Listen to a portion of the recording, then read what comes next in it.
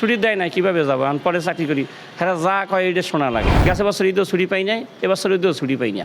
আর মনে তো চাই যাইতে, যে ছেলে মেয়ে নিয়ে ঈদ করি, কারণ আমরা আত্মাও বান্ধা এখানে, এই অবস্থা এখন চলতেছে। আমার এই দুঃখের কথা কাটে কব।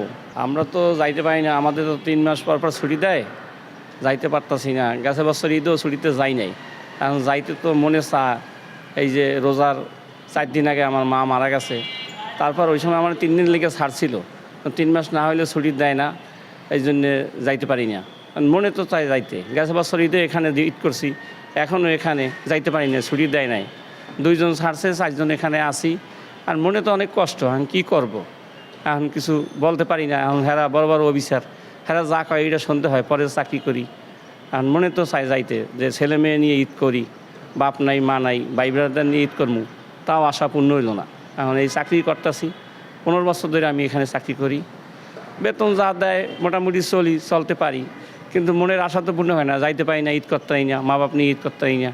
আর মা বাপও নাই, তারপরে ছুটি দিল না। বললাম অনেক ছুটি দিল না, 2 জন ছাড়ছে।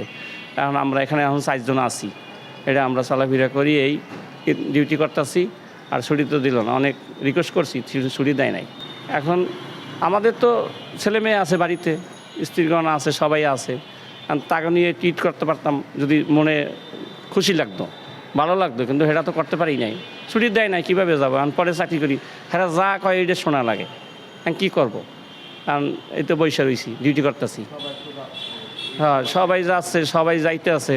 কারণ আমার তো যাইতে মনে চায়, কিন্তু ছুটি তো দেয় না। যাইতে তো মনে চায়। এখন হ্যাঁ কথা না শুনলে তো চাকরি থাকবে না, চলে যাইতে হইবে। কইবে তুমি চলে যাও কথা না শুনলে। এই জন্য বৈশা থাকা লাগে। এই যে বৈশা রয়েছি, ওদিকে ছেলে মেয়ে বাড়িতে, ওদিকে ছোটো ভাই আইছে বাড়িতে, হে ঢাকায় থাকে, হেরা গেছে, আমি যাইতে পারি না।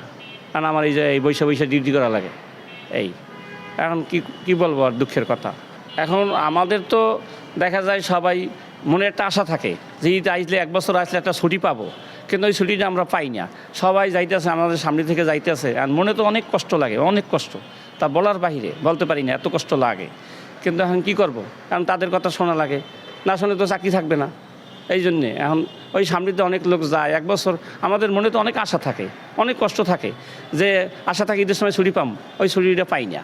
এখন কী করব? ওই তাদের কথা শোনা লাগে, না শুনলে চাকরি থাকবে না। চাকরি না থাকলে কী করব? পরে আবার কোথায় যাব, কেমনি কী করব? কম বেশি যা দেয় এখানে, এটা দিয়ে চলাফেরা করি আমরা। আর এই জায়গায় গেছে বছর ঈদও ছুটি পাই নাই, এবছর ঈদও ছুটি পাই না।